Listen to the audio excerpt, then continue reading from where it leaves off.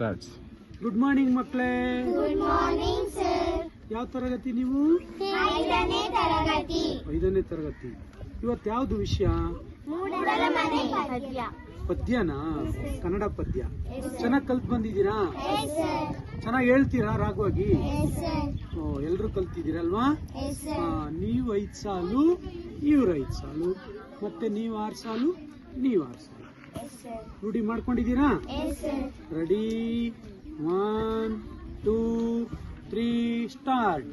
ನಮ್ಮೂರ ಹೊಸದಾದ ಆಲದ ಮರ ಬೆಳೆದು ಆದಿ ಬೀದೆಲ್ಲ ತಂಪು ನೆರಳ ನೆತ್ತಿ ಕೂದಲ ಹರವಿ ತಪವ ಮಾಡೋ ನ್ಯಾಯ ಜಡಿ ಮುನಿಯ ಜಡಿಯ ಬೀಳ ರೆಂಬಿ ಕೊಂಬಿಯ ಮ್ಯಾಲ ಗೂಡ ಕಟ್ಟಿದಾವ ರೆಕ್ಕೆ ಬಲಿತ ಹಕ್ಕಿ ಗೂಡಿನಾಗ ಮಲಗ್ಯಾವ ಮರಿ ಹಕ್ಕಿ ದೂರ ದೇಶದ ವಲಸಿಗ ಹಕ್ಕಿಗೂ ಐತಿ ಜಾಗ ಒಳಗ ಬನ್ನಿರಿ ನೀವು ನಮ್ಮ ಬಳಗ ಹಳೆಯ ಬಾವಿಯ ತಳದ ನೀರಿನಾಗ ಹಸರು ಚಿಗರತಾವ ಬೇಲಿಗೆ ಮೊಳಗಿ ಒಡಲತಾವ ಭೂತ ಬೇತಾಳ ಜೋತ ಬಾವಲಿ ಮ್ಯಾಲ ಕೂಗತಾವ ಮರದಾಗ ಕರಗ ಕುಣಿಯತಾವ ಮರದ ಮನೆಯ ಗೋಡೆ ಮ್ಯಾಲ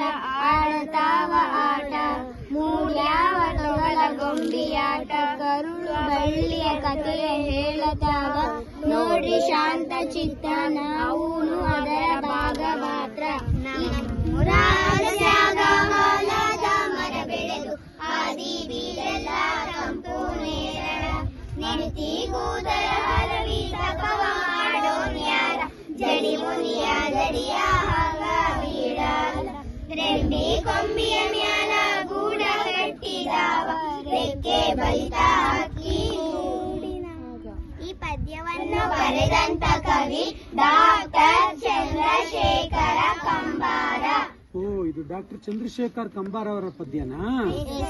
ವೆರಿ ಗುಡ್. ನೆಕ್ಸ್ಟ್ ತರಗತಿನಲ್ಲಿ ಇಂಗ್ಲಿಷ್ ಪದ್ಯ ಕಲ್ತ್ಕೊಂಡ್ ಬರ್ತೀರಾ? Okay good, thank you. Good. Okay bye.